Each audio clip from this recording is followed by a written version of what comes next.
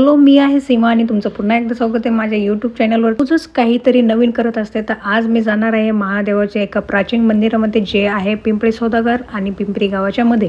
घरचं सगळं आवरून आणि रील पोस्ट करून मी निघाले 3 वाजता आणि इथे होते थोडंसं ट्रॅफिक. त्यानंतर मी पुढे गेले, इथं कलरिंगचं काम चालू. आता मी पोहोचलेले आहे मोरवाडीमध्ये पण थोडंसं ट्रॅफिक होतं.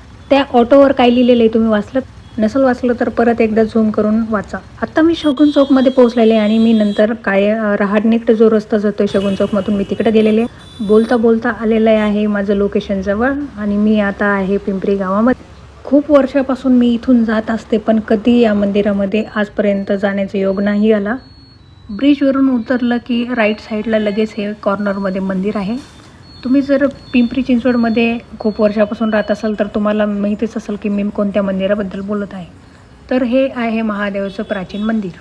मला खूप दिवसापासून वाटत होतं या मंदिरात यावं, पण आत्तापर्यंत कधी येणं झालं नाही.